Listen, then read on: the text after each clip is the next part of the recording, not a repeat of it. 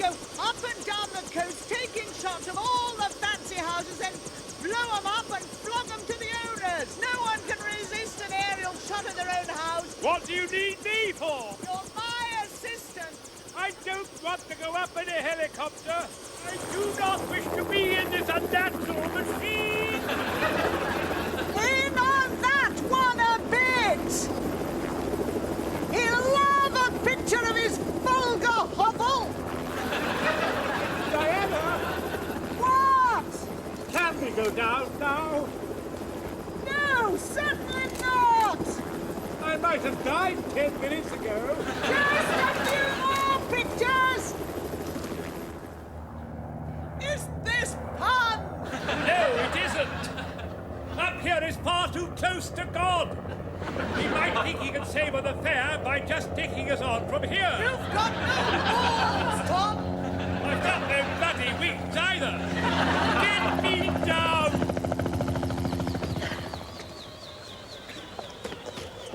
You all right? Oh, Tarmac. How wonderful to see you. I'll never leave you again. Oh, my knees. God. What's this? The gang's all here. Dan, how are you? Fine, Harry. How are you? We were just so worried. Can't think why. You've been up in a thingamy.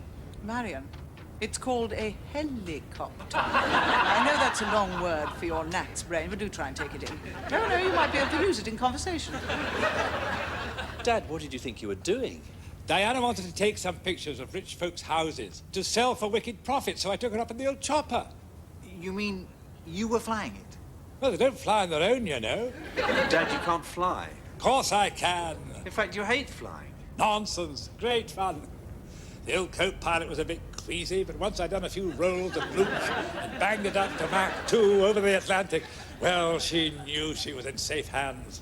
Is this true, Diana? Well, of course it's true, Jane. Would Tom ever tell a lie?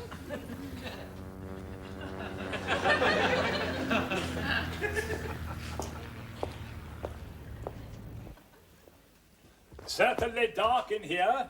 That is why it is called a dark room, Tom.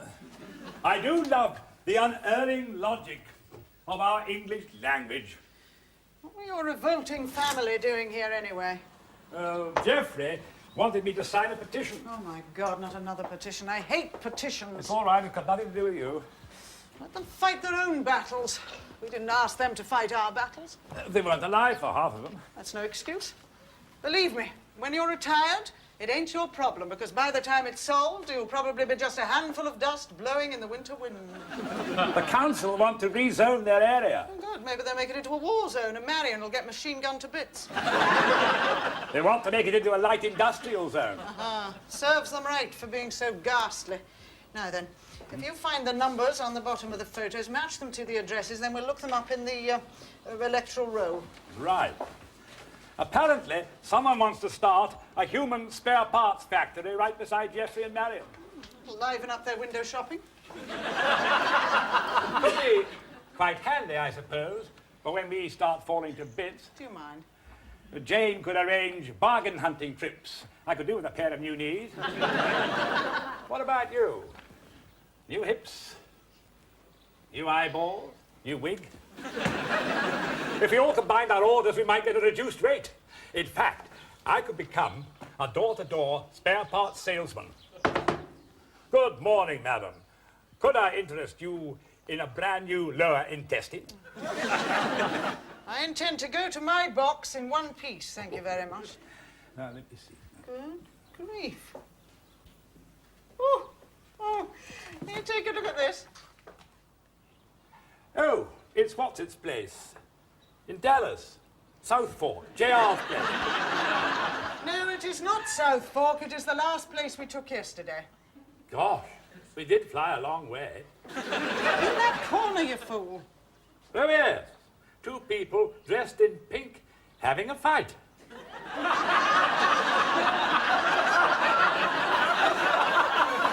Oh, goodness. Two people still in the pink, but definitely not fighting. Knotting and gendering like toads in a cistern. Sounds disgusting. Who said that? Shakespeare. Dirty old man. Oh, Shakespeare?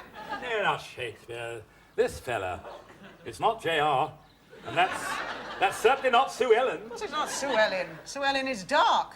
And this, if I'm not very much mistaken, is a 6-bottle peroxide blonde trollop. Well, I'll have to airbrush them out. Nobody's going to want to buy a photo of their place with the gardener and the au pair at it, hammer and tongs all over the croquet lawn. Croquet lawn?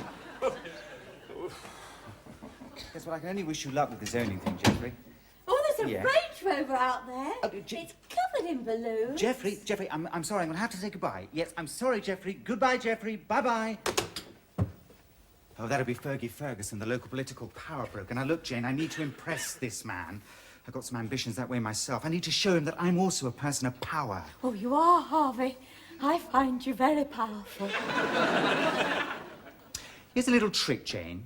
Something to show your natural sense of superiority. See? Boss man.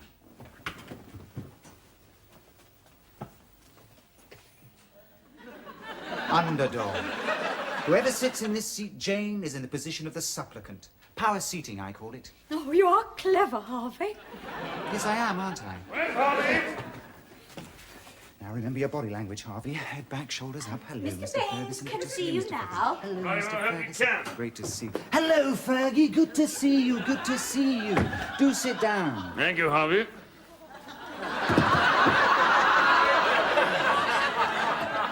Please.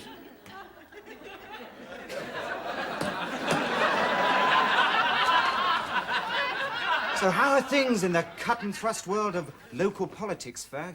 Bloody awful, as usual. And now we got these damn silly elections.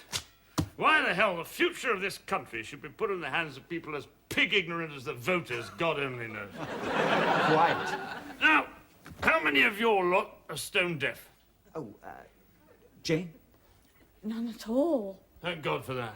I did my whole geriatric spiel this morning, 10 valuable minutes, promised them the world, not a murmur. Then someone told me I was in the Institute for the Bloody Deaf. I could have done a quick leaflet drop and had a longer lunch. Oh, it's a tough life. I'll see. Now, look, these are the how to vote forms. I'll show you how to walk the old farts through them. Everything okay, Miss Trent? There's not enough strychnine in the soup. Oh, Johnny. Mr. Ballard, here's your petition. All the staff have signed it, and most of the residents. Mr. Ballard. Tom?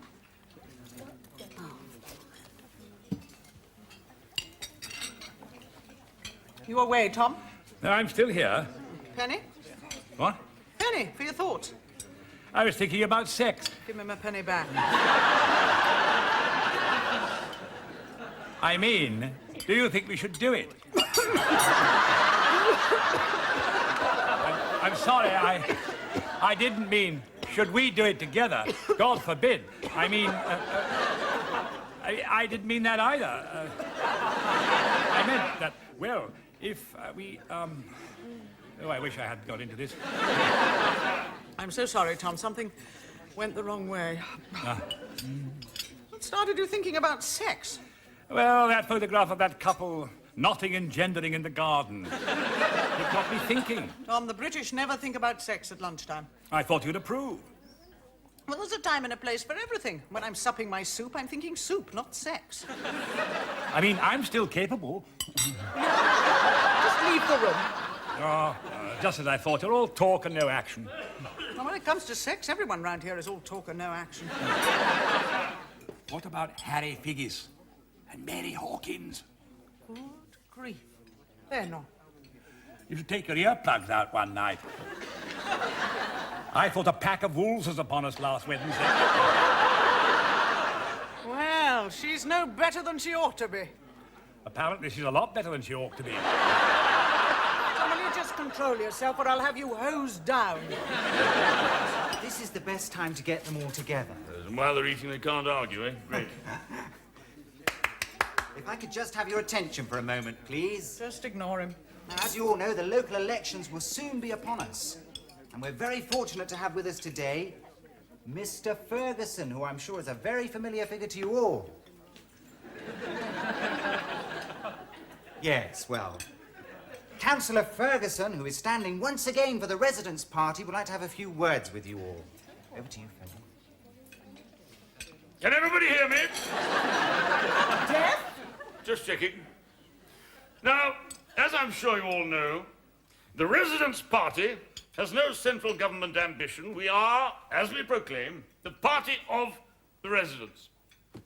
Some of us may be Conservative, some of us Labour. But when it comes to the local elections, we are for the local people and the local people only. You sure you can hear me?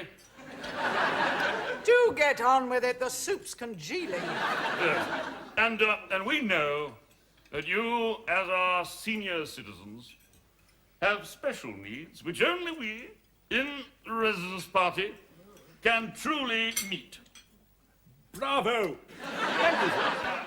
That's what the Tory fellow said last week. The Labour chap here the week before.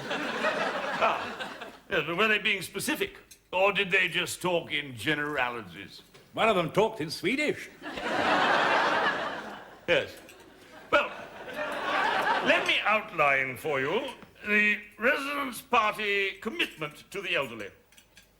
Now, we know that in these days, life is a continual struggle. So we aim to relieve the burden on you by continuing your free bus passes, subsidising your TV rentals, and giving you Christmas bonuses on your pensions. I knew you'd be wild about our programme. Now, any questions? It's Diana Trent. Careful. Yes, Diana. What can I do for you? Well, you can call me Miss Trent for a start, you impudent pup.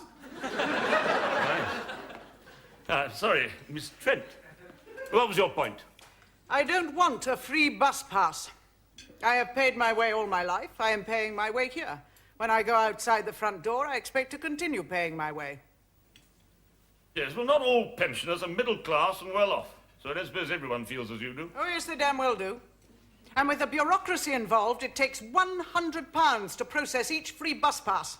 So why don't you just hand us the £100 each and sack all your miserable little pen pushers? All we want is to be treated like human beings. Respected, not patronised. So you can stick your free bus passes and your free televisions right up where the sun don't shine and rotate them.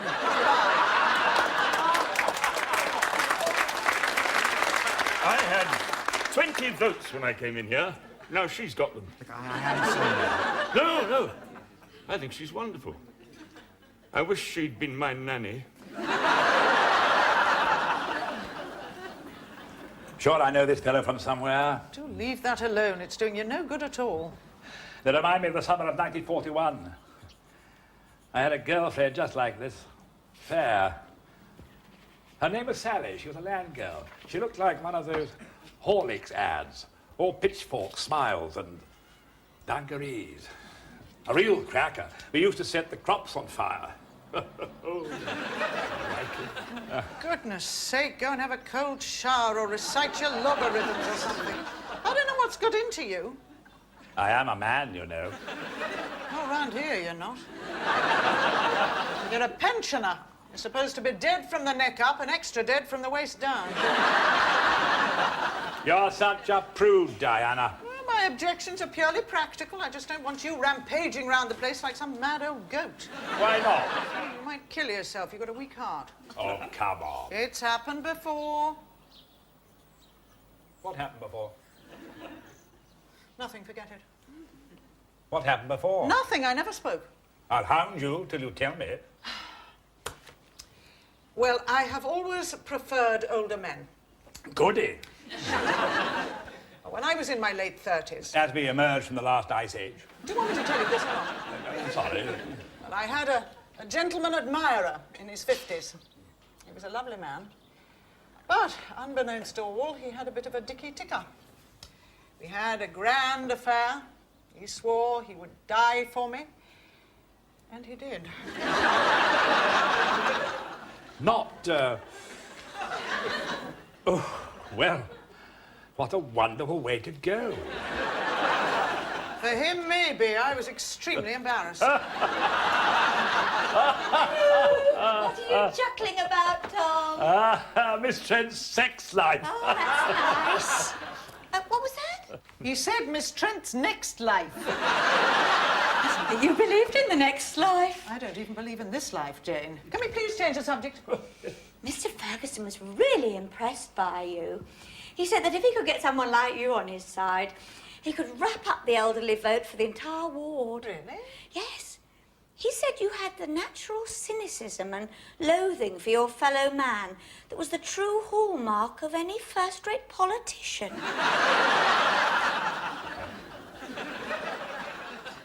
I don't understand, Geoffrey. The other day when you came over here, you were weeping and wailing about the wicked developers raping your beautiful countryside. But now... But now things are changed. We have discovered that the developers in question are really quite nice people. Does she have to be here? She's listening to us. Don't worry, Marion. I have a built-in whinge filter. I won't hear a word. The thing is, Dad, the developers have made us quite a nice offer. Once they get the planning permission through for the false bits factory, they want to expand and... Build bigger people? Surgical appliances. What are they? Trusses, surgical stockings. It'll bring a lot of jobs to the area. Hand-woven by generations of local peasants, the well-known raffia colostomy bags of Lower Buckley.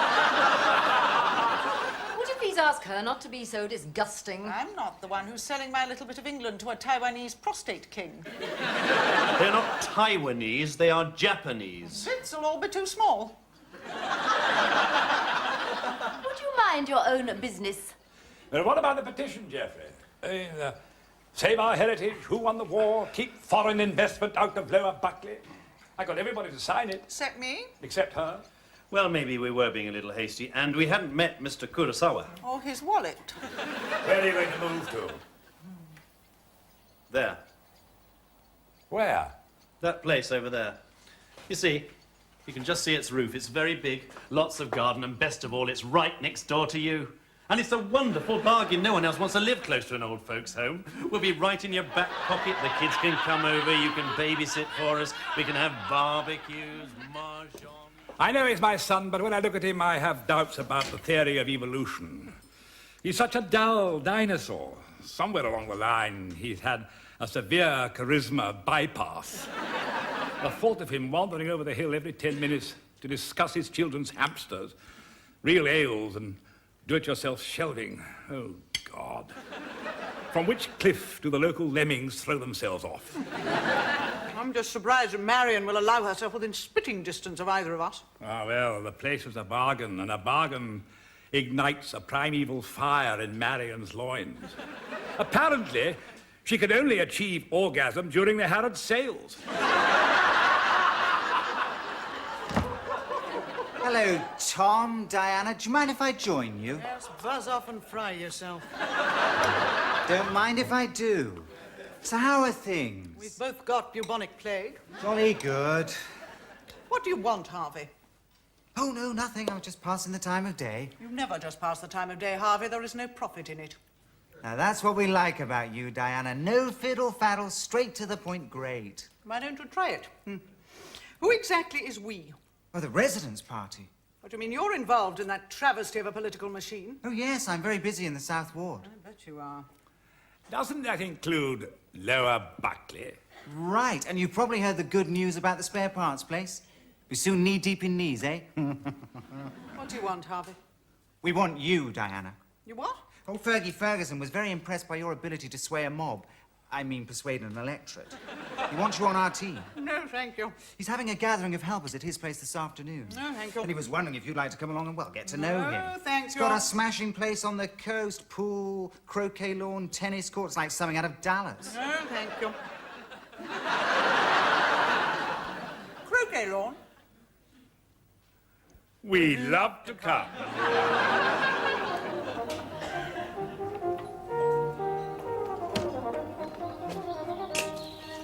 hello. You must be the au pair. Oh, how did you guess?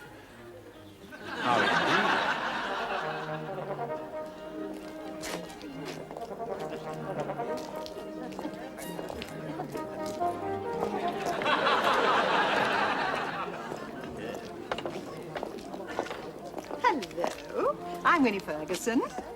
You must be Diana Trent, who's going to fix Fergie's image with the elderly. I certainly am. You know, Fergie was only saying the other day that with the electorate getting older every year, we're really going to have to bust a gut to con the codgers, as he calls it. Absolutely. Going to have to get them down to the polling stations with cattle prods and mad dogs, is what I say. I can see why Fergie took to you. And I can see why he took to you.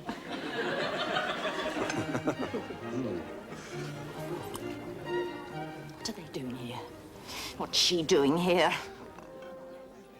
Probably helping. Nothing to worry about. Take a pill, dear.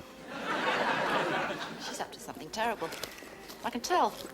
She's being nice. Relax.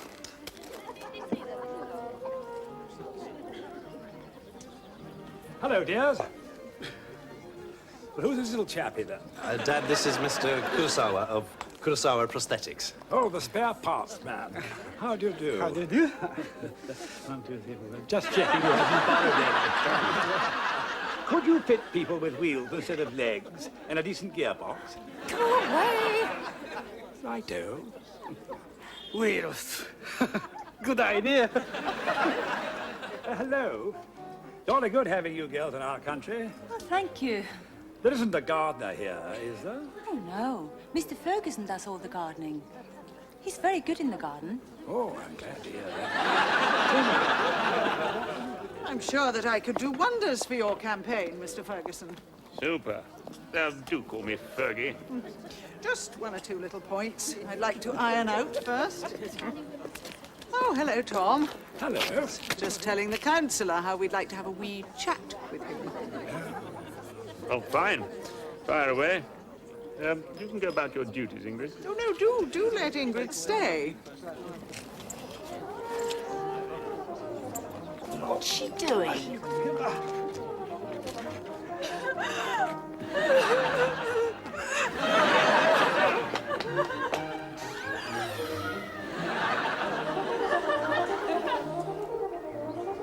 Excuse me. Oh, go away, you horrid little short person!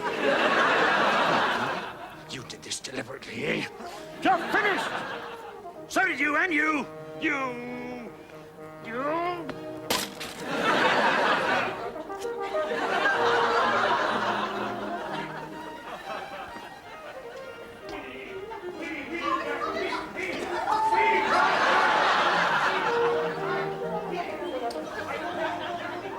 Lovely day for it.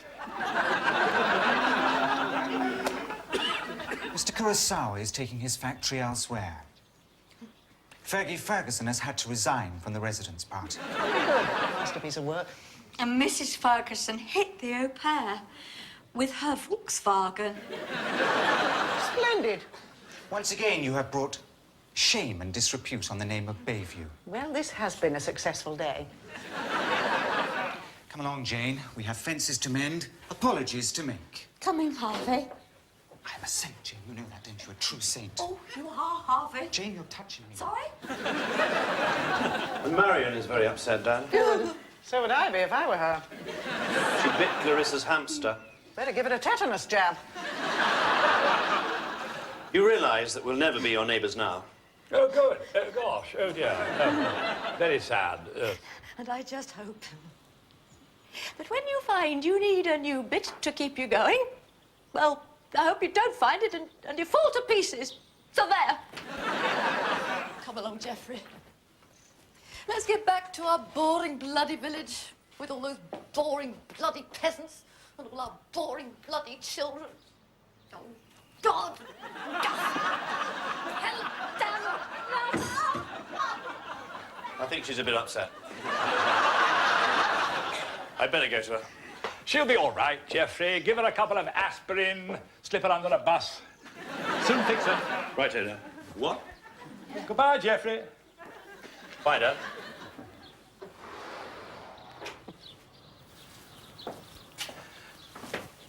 You don't think we're a bit mean? I do hope so. I wouldn't like to deny the world an endless supply of hip bones connected to the thigh bones. Not to mention a leading light in local politics. I really enjoyed myself. Being malicious is quite good fun. I've been telling you that for ages. And you got involved too. What? Well, you got off your bottom and had a bit of a punch-up. So? So there's a chance you're still alive. Do not think for one single solitary second that you and your happy humans claptrap has had the slightest effect upon me. You are the one who's beginning to see things my way. No, I'm having a profound influence on you. No one's ever had any influence on me, except possibly Machiavelli. But you've got yourself a job. You fought the good fight.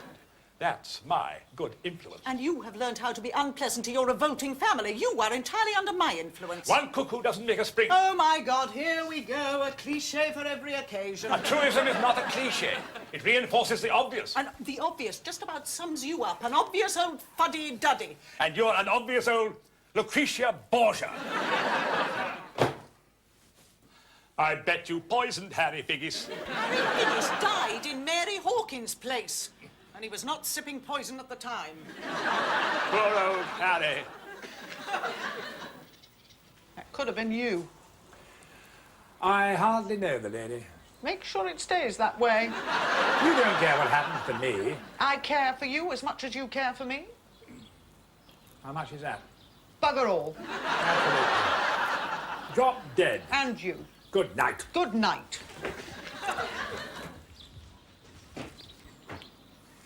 Fancy a cup of gin? Good idea.